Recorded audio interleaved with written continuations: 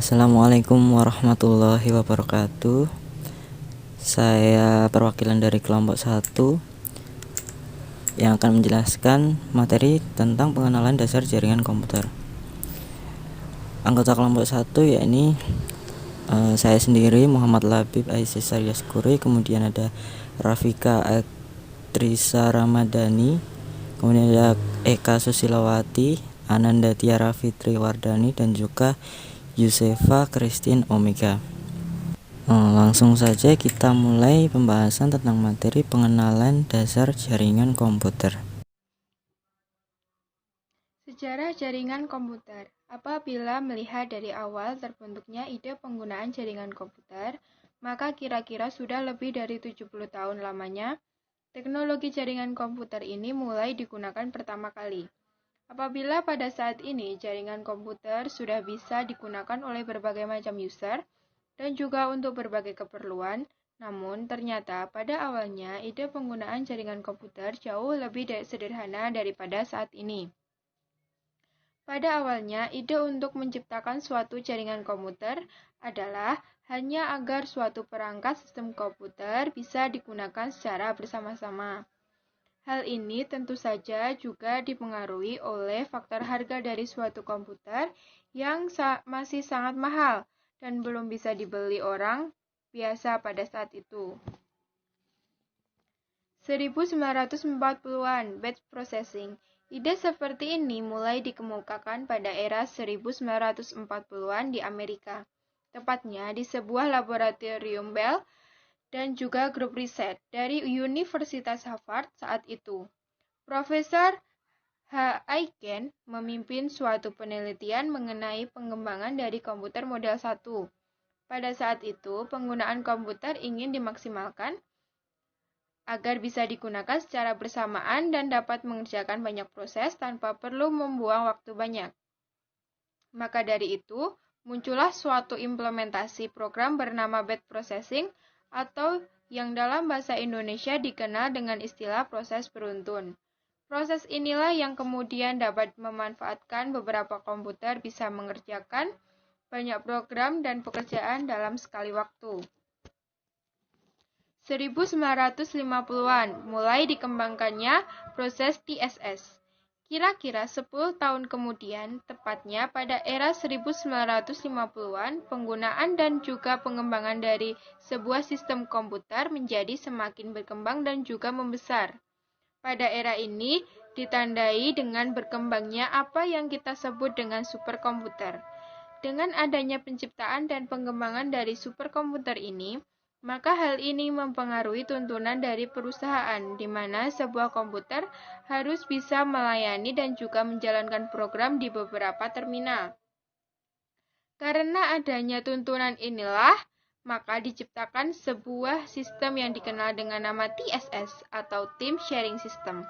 Sistem ini merupakan sistem pertama yang benar-benar mengimplementasikan dan juga menjadi cikal bakal network atau jaringan yang kita kenal saat ini. TSS ini merupakan suatu sistem di mana sebuah komputer dapat melayani beberapa terminal yang dikenal juga dengan istilah distribusi berdasarkan waktu. Sistem ini memungkinkan satu komputer bertindak sebagai server atau host yang dapat diakses dengan menggunakan terminal atau workstation atau klien-klien yang tersedia dalam waktu bersamaan. 1970-an. Distribution Processing, perkembangan dari TSS. Perkembangan teknologi memang tidak ada habisnya. Setelah proses TSS mulai berkembang, maka kira-kira tahun 1970-an mulailah berkembang suatu sistem jaringan komputer yang baru. Sistem jaringan ini disebut dengan nama proses distribusi atau dalam bahasa Inggris memiliki nama asli Distribution Processing. Latar belakang pengembangan dari distribution processing. Konsep sistem jaringan komputer ini dibuat karena beban pekerjaan yang mampu ditanggung oleh sebuah komputer menjadi lebih banyak. Sedangkan komponen dan harga dari sebuah komputer sangat mahal. Karena itu, suatu data yang terdapat di dalam host atau server dibagi-bagi secara paralel dengan host lain. Kelebihan dari distribution processing. Penggunaan sistem ini memungkinkan lebih dari 2 host dalam pengerjaan tugasnya, di mana masing-masing host atau server mampu melayani banyak terminal atau klien.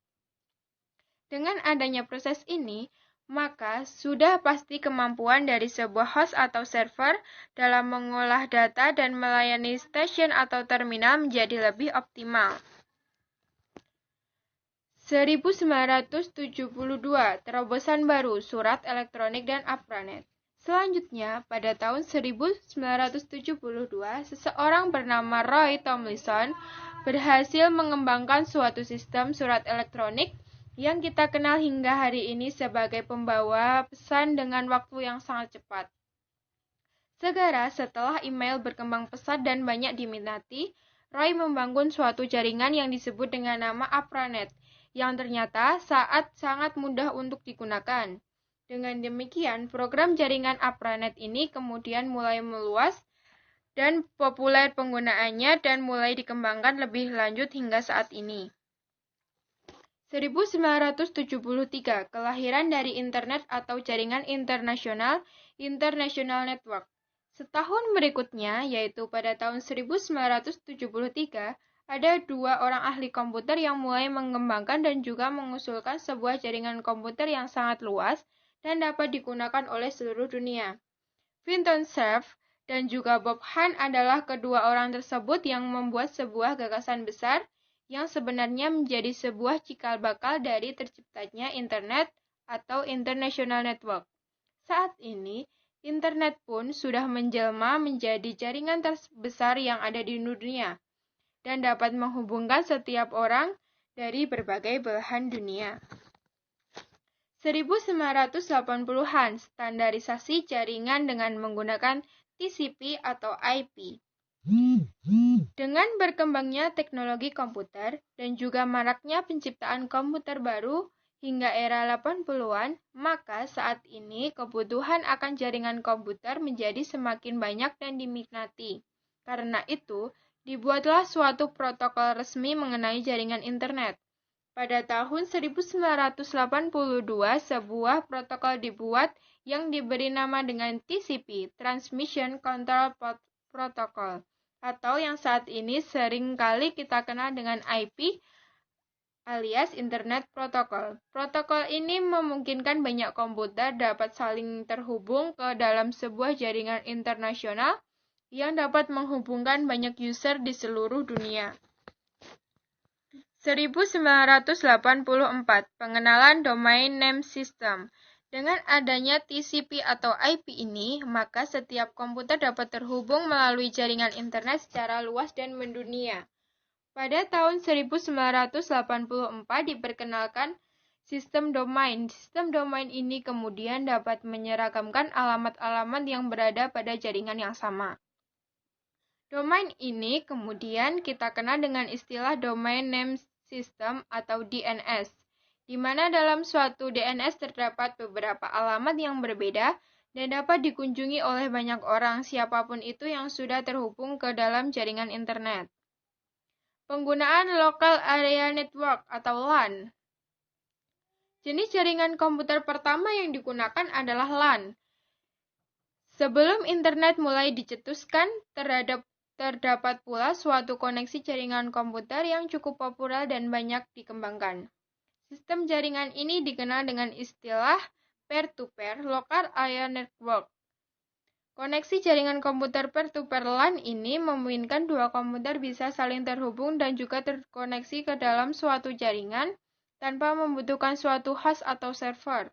Saat ini, penggunaan jaringan peer-to-peer atau juga masih banyak digunakan, terutama banyak digunakan untuk kepentingan multiplayer game.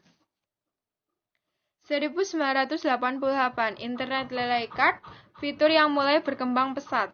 Dengan banyaknya perkembangan di dalam dunia jaringan komputer, termasuk di dalamnya adalah LAN dan juga internet, hal ini juga berkembang pesat sesuai dengan kebutuhan penggunanya.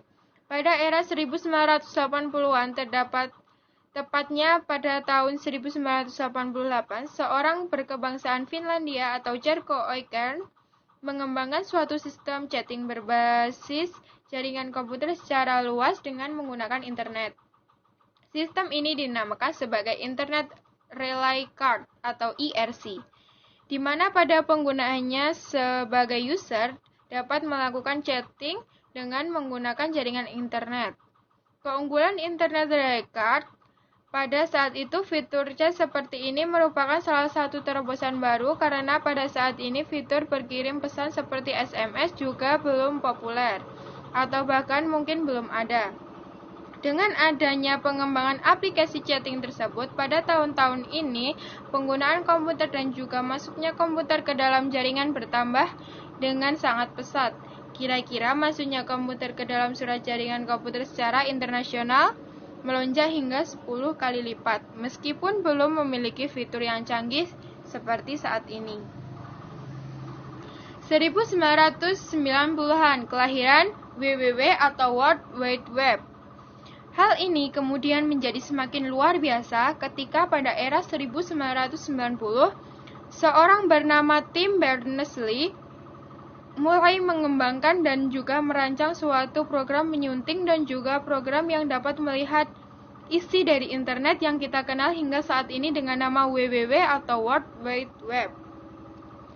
Pengembangan dari WWW ini sangat memungkinkan antar komputer agar dapat melakukan penjelajahan dan memberikan akses bagi sesama komputer dalam membentuk suatu jaringan. Penggunaan WWW yang semakin berkembang pesat tidak berhenti sampai saat itu saja.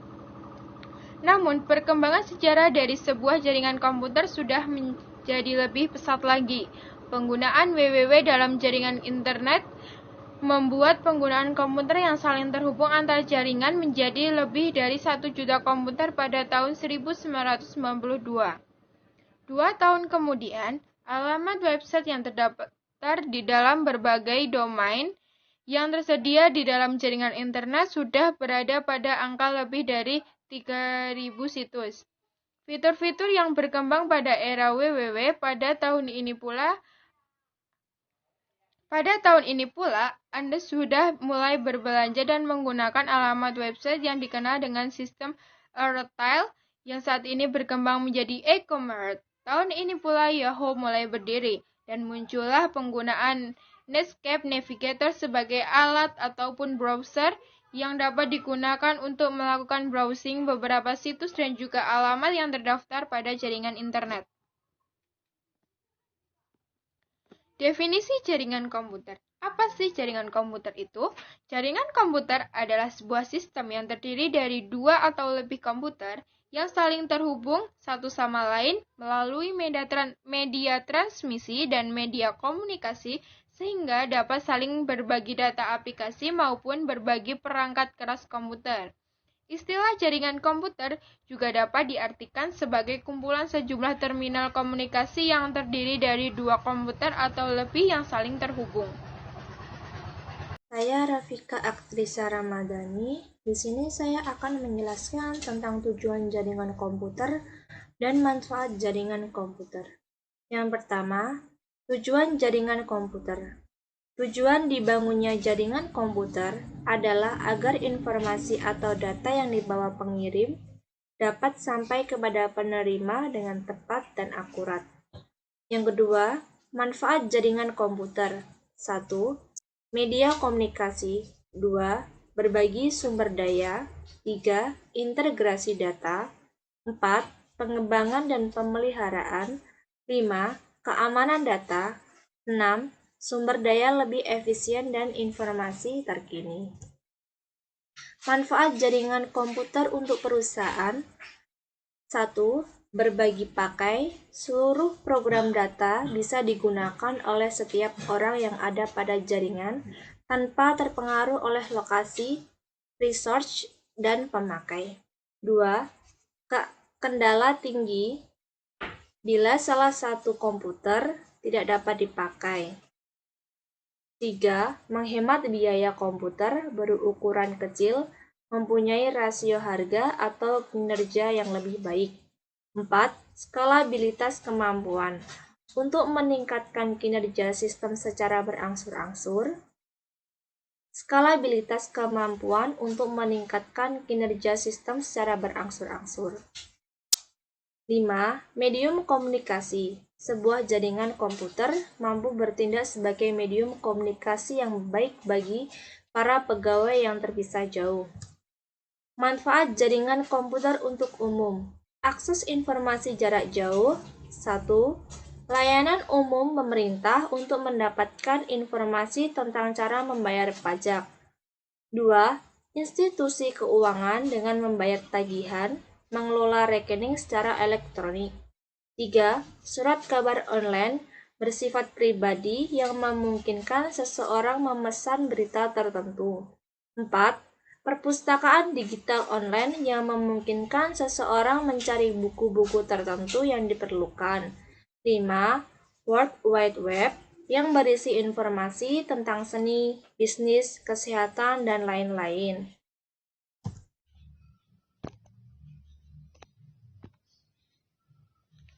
Macam-macam jaringan komputer menurut media transmisinya. A. Jaringan komputer menggunakan media kabel atau wired network. Jaringan ini biasanya menggunakan media kabel sebagai media transmisinya. B. Jaringan komputer tanpa menggunakan kabel atau nirkabel. Jenis jaringan komputer ini menggunakan sistem gelombang sebagai media transmisinya. Contoh media ini meliputi gelombang mikro, satelit, dan sinar inframerah. Menurut fungsinya, A. Jaringan komputer client server merupakan di mana salah satu dari komputer difungsikan sebagai server yang bertugas membantu komputer lain yang difungsikan sebagai klien. Jaringan komputer peer-to-peer merupakan model jaringan di mana setiap komputer dapat difungsikan sebagai klien dan sebagai server.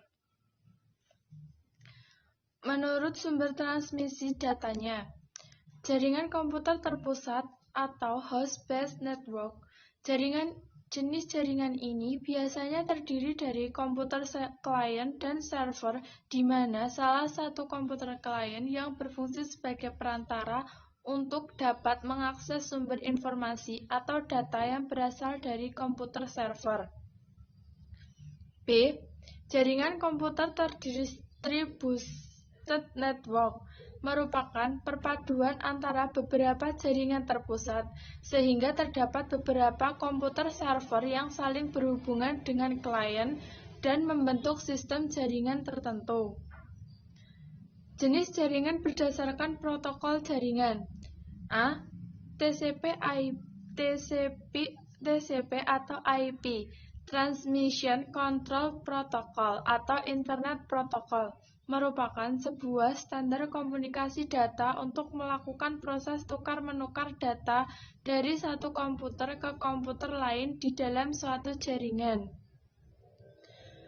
B. UDP atau User Datagram Protocol merupakan salah satu protokol lapisan transport TCP atau IP yang mendukung suatu komunikasi tidak andal atau unreliable tanpa adanya koneksi connectionless antara host-host dalam jaringan yang memakai TCP atau IP.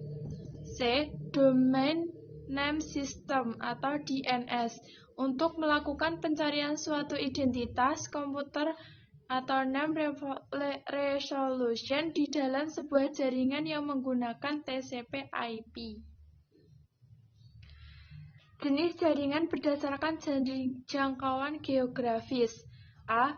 LAN Local Area Network merupakan jaringan komputer yang hanya mencakup wilayah yang kecil.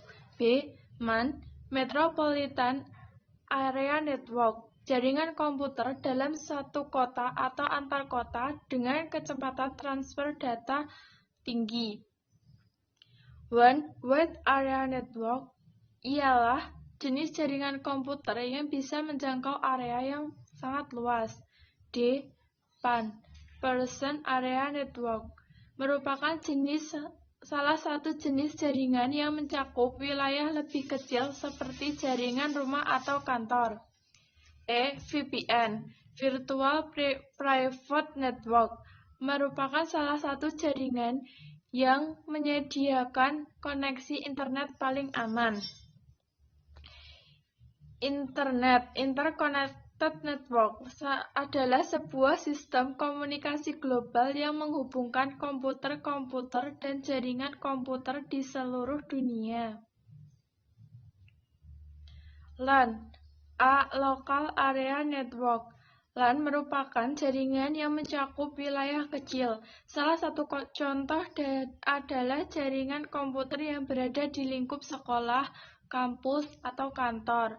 Fungsi LAN, remote komputer, LAN chatting, sharing printer, memindahkan file dari satu komputer ke komputer lainnya, dan menghubungkan dua komputer atau lebih. Jaringan LAN digunakan untuk menghubungkan dua komputer atau lebih, baik secara langsung ataupun media perantara. Kelebihan LAN: 1. Hemat biaya. 2. Membutuhkan kabel tidak panjang. 3. Koneksi transfer data antar node akan berlangsung secara cepat. 4.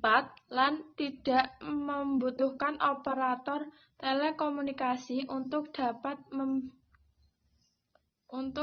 membuat jaringan. Kelemahan LAN: luas wilayah koneksi terbatas. Hal ini karena hanya mencakup area lokal saja. WAN, Wide Area Network. WAN merupakan jaringan komputer yang mencakup area yang sangat luas. Salah satu contoh dari WAN adalah jaringan antar wilayah, daerah, kota, atau bisa jadi antar negara. Fungsi WAN terhindar dari miskomunikasi, pengiriman data yang cepat, menghemat biaya operasional, membuat arus komunikasi menjadi lebih mudah dan cepat. Kelebihan dan kekurangan WAN. Kelebihan WAN memungkinkan pengguna untuk berbagi informasi atau file melalui area yang lebih besar hingga mencapai antar benua. Semua orang yang terdapat pada jaringan WAN akan dapat menggunakan data yang sama. WAN mempunyai sistem jaringan yang luas dan besar sehingga mampu menjangkau negara, benua, bahkan seluruh dunia. Dengan memanfaatkan koneksi workstation, jaringan WAN dapat digunakan untuk berbagi resource atau sumber daya. Kekurangan WAN: karena jangkauannya yang sangat luas, sangat wajar jika WAN membutuhkan operasional yang tidak sedikit. Dari segi pengaturan atau penyetingan, jaringan WAN lebih sulit dan rumit. Yang diperlukan untuk membangun jaringan ini juga tidak murah. Jaringan WAN membutuhkan keberadaan firewall demi membatasi pengguna ilegal yang masuk. MAN, Metropolitan Area Network. MAN merupakan sebuah jaringan yang berada di dalam satu kota dengan kecepatan transfer data tinggi yang menghubungkan beberapa kantor, tetapi masih dalam satu wilayah kota. Fungsi MAN akan mempermudah pembagian dan penerimaan data maupun informasi. Lebih lagi, pemusatan data pada MAN akan lebih mudah dilakukan melalui jaringan MAN. Sebuah perusahaan dapat melakukan kegiatan bertukar informasi baik melalui video conference, email, maupun chat yang dilakukan secara real-time dengan memakai bandwidth lokal. Kelebihan dan kekurangan MAN. Kelebihan: A. Keamanan berkomunikasi dengan jaringan MAN juga dinilai lebih terjaga. B. Memiliki transfer data yang tinggi. C. Jaringan MAN dipakai untuk mempermudah urusan bisnis. D. MAN mempunyai area jangkauan yang lebih luas dibandingkan LAN. Kekurangan: jaringan MAN sangat mungkin untuk kecurangan oleh orang yang tidak bertanggung jawab demi keuntungan pribadi atau tujuan lainnya. Apabila terjadi kerusakan pada jaringan MAN, waktu yang diperlukan untuk memperbaiki akan cukup lama. Perkenalkan, saya Yusefa. Saya akan melanjutkan presentasi dari kelompok 01. Di sini saya akan menjelaskan OSI layer, TPC atau IP layer, dan juga topologi jaringan. OSI layer terdiri dari 7 layer, yaitu yang pertama, physical layer, data link layer, network layer, transport layer, system layer, presentation layer, application layer. Physical layer adalah layer yang mengatur tentang bentuk interface yang berbeda dari sebuah transmisi media, spesifikasi yang berbeda misal konektor, pin, penggunaan pin, arus listrik, dan juga encoding sumber cahaya. Kemudian data link layer, yaitu layer yang mengatur pengiriman data dari interface yang berbeda, semisal pengiriman data dari Ethernet 802.3 menuju ke high level data link control atau HDLC, kemudian pengiriman data WAN. Kemudian selanjutnya yaitu network layer. Layer ini mendefinisikan pengiriman data dari ujung ke ujung. Untuk melakukan pengiriman data layer ini juga melakukan pengalamatan, mendefinisikan pengiriman jalur atau routing. Transport layer, pada layer 4 ini bisa dipilih apakah menggunakan protokol yang mendukung error recovery atau tidak, melakukan multiplexing terhadap data yang datang, mengurutkan data yang datang apabila datangnya tidak berurutan. Kemudian ada season layer. Sisi layer mendefinisikan bagaimana memulai, mengontrol, dan mengakhiri suatu percakapan. Kemudian presentation layer. Pada layer bertujuan untuk mendefinisikan format data seperti ASCII text, binary, dan JPEG. Kemudian application layer, aplikasi yang saling berkomunikasi antar komputer. Aplikasi layer mengacu pada pelayanan komunikasi pada suatu aplikasi. Kemudian, TPC atau IP layer terdapat 5 layer. Yang pertama, physical, data link, network, transport, dan application. Physical layer merupakan lapisan terbawah yang mendefinisikan besaran fisik seperti media komunikasi. Lapisan ini fleksibel sesuai dengan media komunikasi yang digunakan. Data link layer berfungsi mengatur penyaluran data pada media fisik yang digunakan. Lapisan ini memberikan layanan dan koreksi terhadap kesalahan data yang ditransmisikan. Network layer berfungsi mendefinisikan bagaimana hubungan antara dua pihak dapat terjadi pada suatu jaringan. Pada jaringan internet, lapisan ini bertugas untuk memastikan agar semua paket data yang dikirimkan dapat sampai di tujuannya masing-masing. Kemudian transport layer berfungsi mendefinisikan cara-cara untuk melakukan transmisi data antara end-to-end host. Lapisan ini menjamin bahwa informasi yang diterima oleh penerima adalah sama dengan informasi yang dikirim oleh pengirim.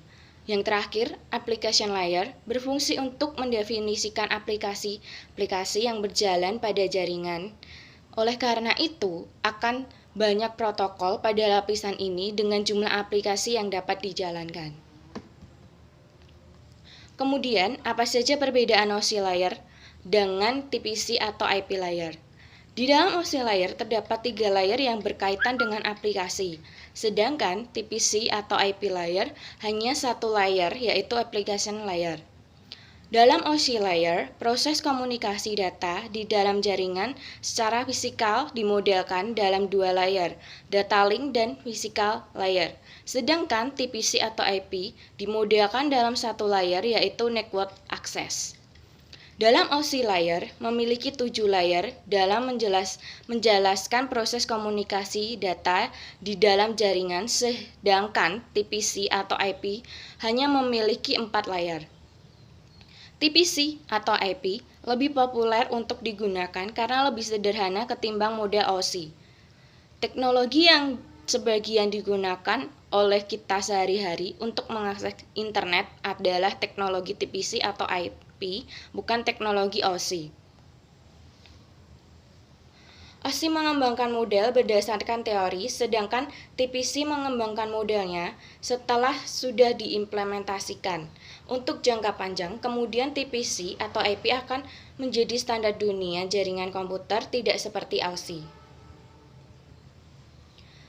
Nah, apa saja persamaan OSI layer dan TPC atau IP layer? Yang pertama, masing-masing model menggunakan layer dalam menjelaskan proses komunikasi data. Memiliki application layer meskipun terdapat perbedaan fungsi untuk layer tersebut. Masing-masing memiliki transport dan internet. Kemudian masing-masing menggunakan asumsi pengiriman data secara packet switch dalam mencapai alamat tujuan. Packet switch adalah metode pengiriman data di mana paket dapat menempuh jalur yang berbeda dalam mencapai suatu alamat tujuan yang sama. Bukan circuit switch.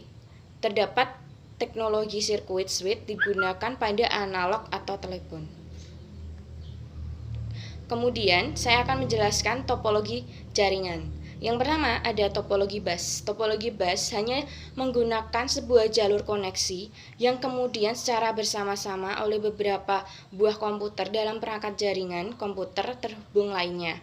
Kelebihannya sederhana dan mudah untuk diimplementasikan, memerlukan biaya yang relatif lebih sedikit.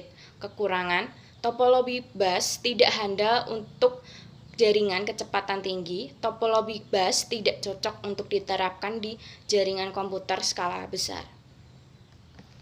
Kemudian ada topologi star, adalah topologi yang terdapat sebuah komputer menjadi pusat dari semua komputer yang terhubung di dalamnya. Umumnya digunakan dalam skala yang kecil. Kelebihannya, kemungkinan untuk terjadi tabrakan paket data sangat kecil, mudah diimplementasikan. Privasi untuk setiap komputer relatif kecil lebih baik karena tidak menggunakan peer-to-peer. Kemudian, kekurangannya, karena bergantung pada komputer pusat atau server, maka beban traffic dan kinerja dari komputer pusat akan semakin berat.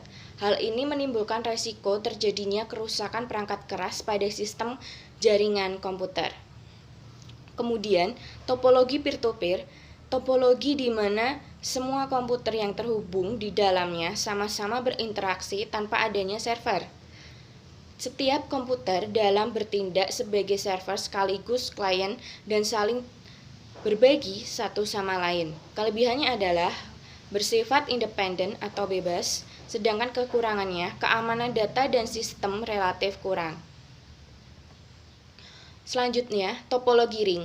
Topologi yang menghubungkan setiap komputer satu persatu sehingga membentuk sebuah rangkaian menyerupai cincin atau ring.